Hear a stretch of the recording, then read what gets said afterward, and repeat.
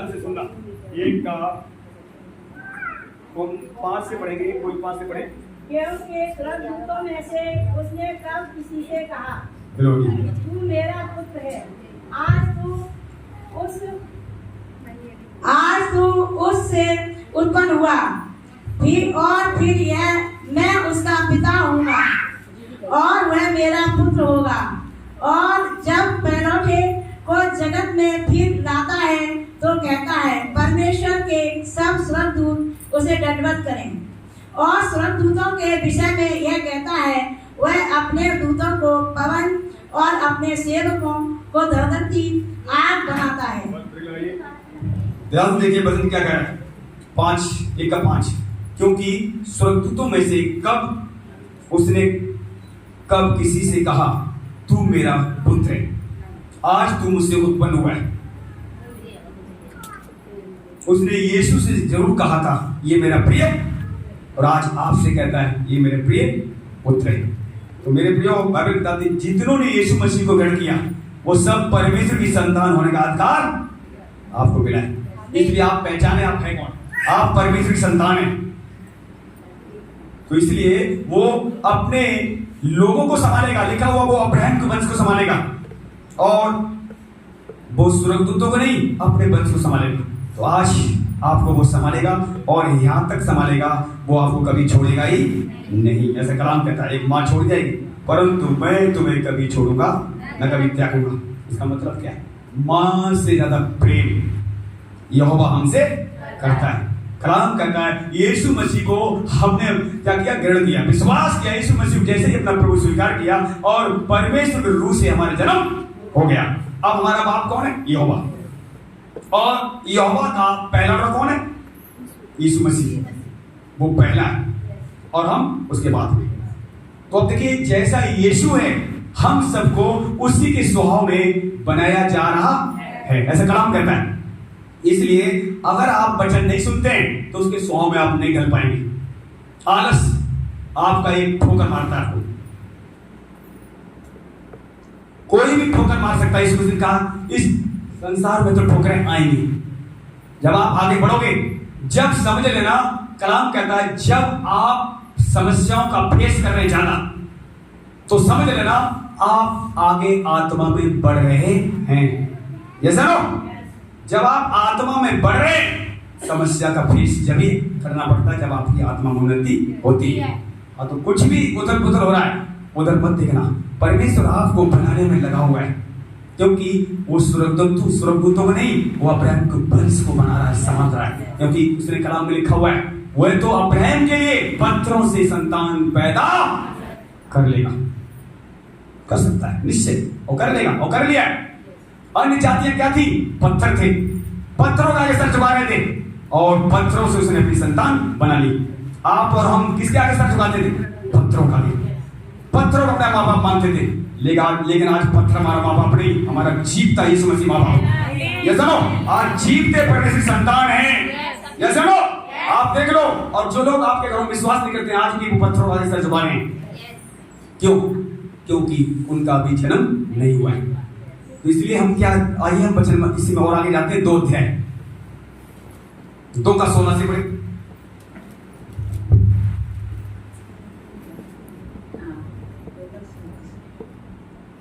क्योंकि वह तो स्वर्गदूतों को नहीं वरन अब्राहम के वंश को संभालता है, इस कारण उसको चाहिए था कि सब बातों में अपने भाइयों के समान बने, जिससे वह उन बातों में जो परमेश्वर से संबंधित रखती हैं एक दयालु और विश्वास योग्य महाजन बने, ताकि लोग के पापों के लिए प्रायश्चित करे।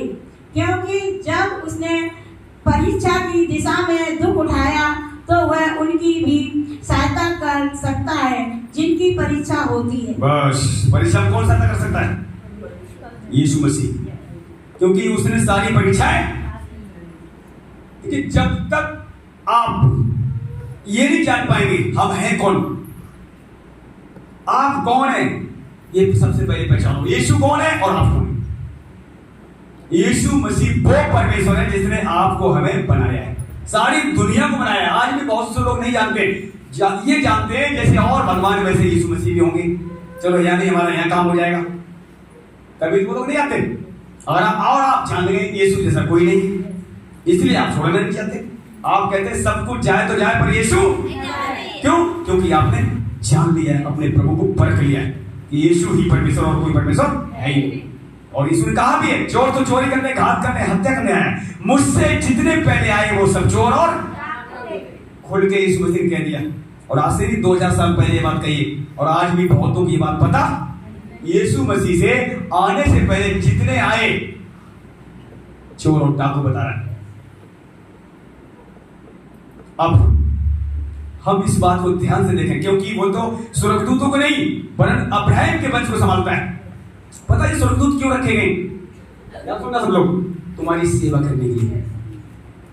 तुम स्वर्गदूतों को बुलाओगे, उन्हें आना पड़ेगा। अगर आपका रिश्ता प्रभु के साथ ठीक है तो स्वर्गदूत तुम्हारे सारे चलेंगे। यीशु मसीह ने क्या कहा? अगर मैं चाहूं तो स्वर्गदूत स्वर्ग से 12 पलटन से ज्यादा पिता से मंगा सकता हूं, पर मेरी लड़ाई यहां की नहीं है।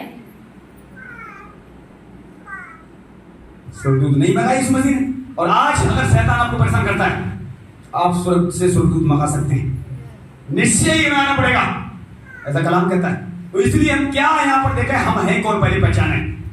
यूहन्ना 1:12 पढ़े, यूहन्ना 1:12।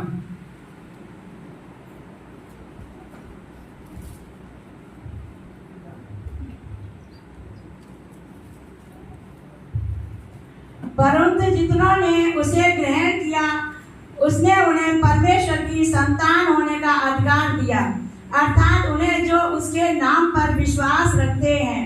वे ना तो लहू से, ना शरीर की इच्छा से, ना मनुष्य की इच्छा से, पर परमेश्वर से उत्पन्न हुए हैं। बस देखिए, ना तो लहू से, ना शरीर से, और किसी से नहीं, वो परमेश्वर की आत्मा से उत्पन्न।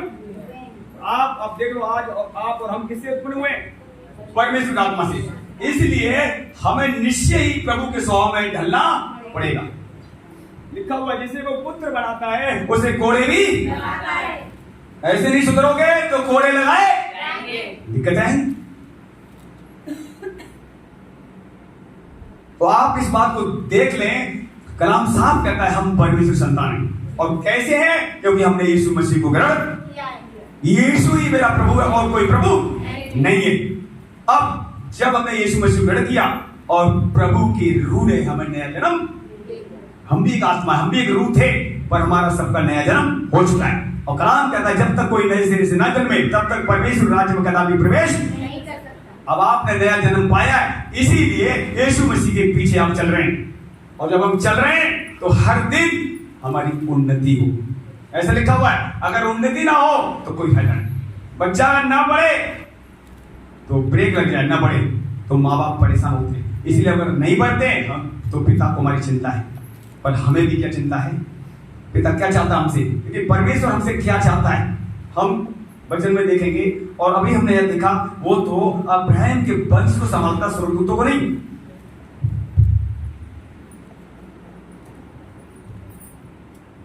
इब्रानियों में फिर आते हैं वापस,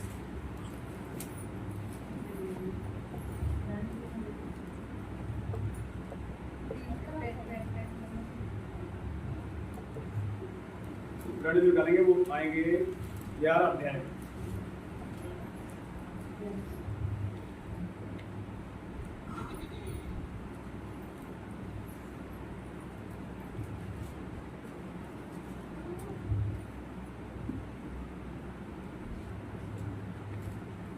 का 17 से पढ़ेंगे। 17 से। विश्वास ही से अब्राहम ने परखे जाने के समय में इसहाक को बलिदान चढ़ाया, और जिसने प्रतिज्ञाओं को सच माना था और जिससे यह कहा गया था इसहाक से तेरा वंश कहलाएगा, वही अपने इकलौते को चढ़ाने लगा, क्योंकि उसने मान लिया कि परमेश्वर सामर्थी है कि उसे मरे हुओं में से जिलाए। अतः उन्हीं में से दृष्टांत की रीति पर वह उसे फिर मिला। बस फिर लाई। अब देखिए, विश्वास ही से अब्राहम ने परखे जाने पर, अब्राहम परखा गया। हो सकता है आज आप परखे जा रहे हो, सब परखे जाएंगे, बिना परखे कोई स्वर्ग में नहीं जाएगा। तो देखिए, अब्राहम यह परखा जा रहा है। अब्राहम से परमेश्वर ने वादा किया था, कब पता? जब उसकी कोई बालक नहीं था। ध्यान दो, जब परमेश्वर ने उसे कोई बालक नहीं दिया अब्राहम को, तब उसने बड़ा वादा किया था, तेरे औलाद अभी तो नहीं है एक भी, पर इतनी औलाद दूंगा तो गिनती नहीं कर पाएगा। ये बात जानते हैं सब लोग। अब एक बालक दे दिया, अब एक बालक को दिया है तो वापस भी मांग रहा है। तो इस बात को अब्राहम समझ गया। पता क्या समझ गया? पहले तो अब्राहम इस बात को उसने याद किया, परमेश्वर ने मुझे उस समय कहा था जब मेरे पास एक भी बालक नहीं था, तो जो मैं इतनी औलाद दूंगा तो गिन, और अभी इसने एक औलाद दी और ये मांग रहा है।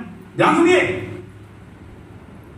परमेश्वर कभी झूठ बोलता नहीं है। इसलिए अब्राहम ने ये बात मान ली, परमेश्वर सामर्थ्य है, इसलिए बेधड़क अपने बच्चों की बलि दे दो, क्योंकि अगर ये मैंने मार भी दिया तो जिंदा करने की ताकत।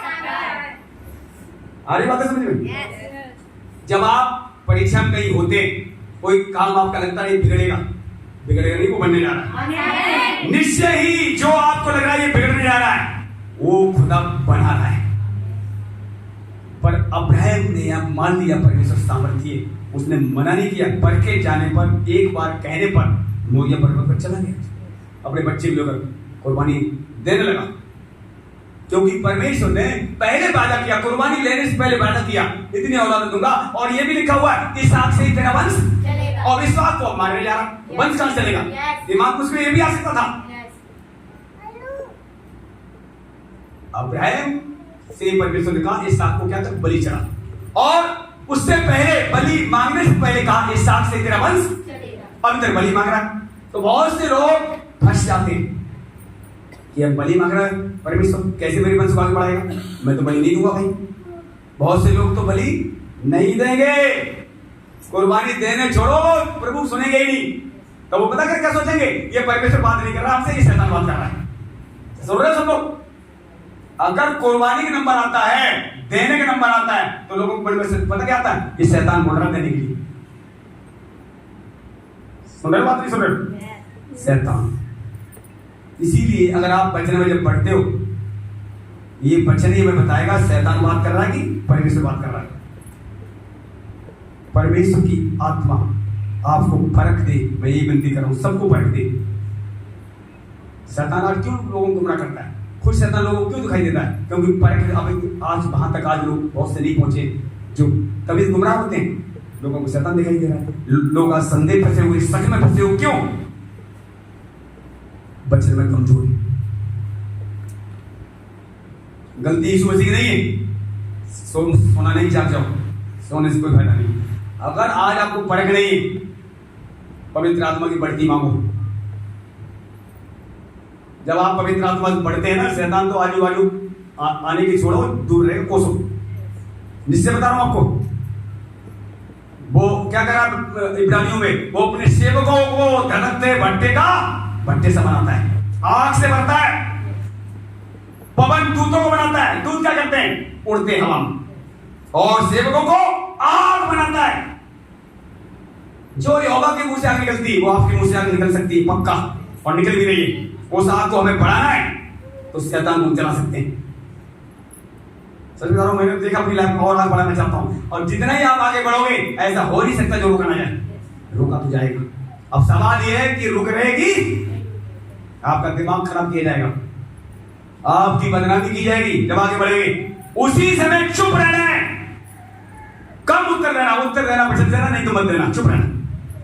परमेश्वर आपको बढ़ाएगा, निश्चय बढ़ाएगा। तो हमने देखा परमेश्वर, देखिए अब्राहम ये जानता था परमेश्वर सामर्थ्य है।